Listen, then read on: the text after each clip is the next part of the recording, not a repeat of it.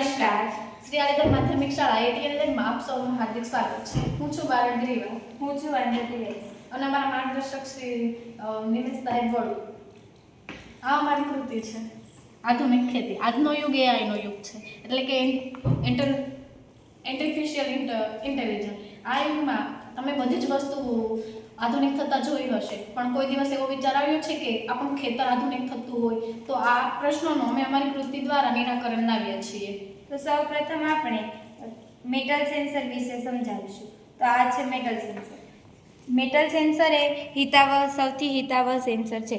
જ્યારે આપણા ખેતરમાં વીજ પ્રવાહ પસાર થતો હોય છે, ત્યારે મેટલ સેન્સર દ્વારા ખેડૂતને તરત જાણ થઈ જાય છે અને ખેડૂતના ઘરમાં એલઈડી લાઇટ સ્ટાર્ટ થાય છે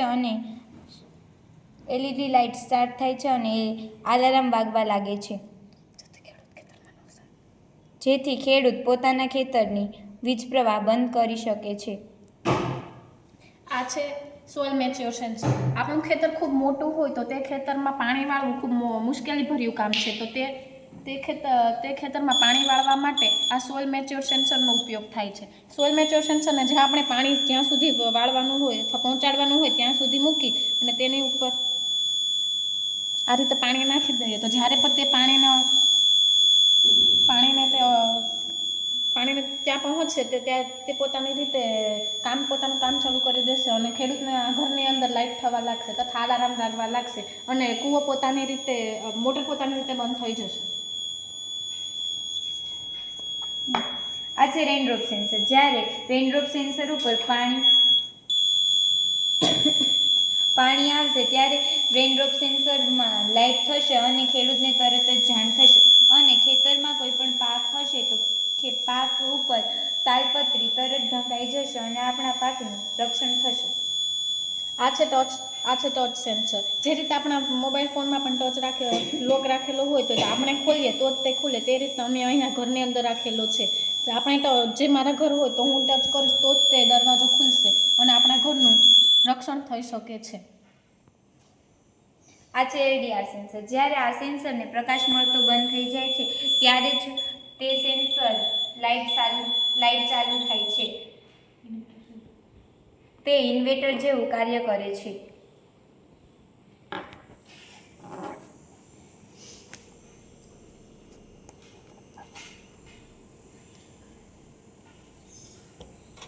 જ્યારે આ સેન્સરને પ્રકાશ મળતો બંધ થાય છે ત્યારે તે સેન્સર પોતાની રીતે ચાલુ થઈ જાય છે.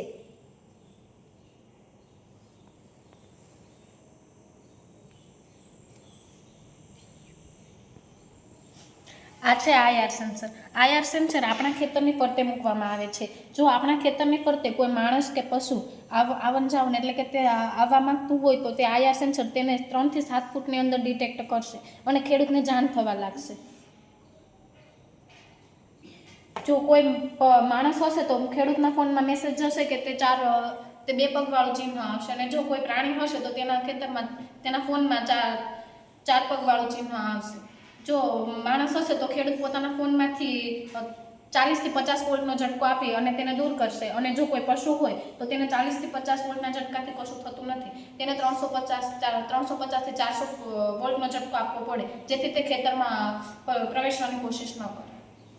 આ છે blue pine energy. Blue pine energy આપણે આપણા ઘરમાં ટીવી હોય ત્યાં આપણે ટેબિલાઇઝર રાખીએ છીએ, જે ટેબિલાઇઝર જેવું કામ કરે છે. જ્યારે આ છે તે ટેબિલાઇઝર જેવું કામ કરે છે. ટેબિલાઇઝર જેમ ટીવીને જેટલો પાવર જોતો હોય તેટલો જ આપે છે, તેમ આમાં પાવર સંગ્રહ થાય છે અને જેટલો પાવર જોતો હોય તેટલો જ મળે છે. આ છે ફાયર સેફ્ટી સેન્સર. આ ફાયર સેફ્ટી સેન્સર આપણા ખેતરમાં કોઈ પણ જગ્યાએ આગ લાગી હોય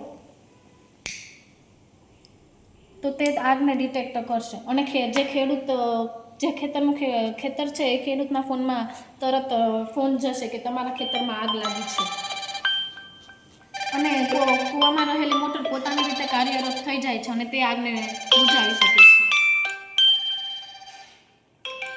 છે. આ હતી અમારી કૃતિનું પ્રેઝન્ટેશન. આ જ પ્રમાણે અમે અમારા ATL લેબમાં અમારા શિક્ષક શ્રી નિમેશભાઈ ગોળુ સાથે અનેક નાની મોટી થઈને કુલ 100 કૃતિઓ બનાવી છે. અને જો તમે તમારા અનુકૂળ સમય પ્રમાણે અમારા ATL લેબની મુલાકાત લઈ શકો છો. ધન્યવાદ.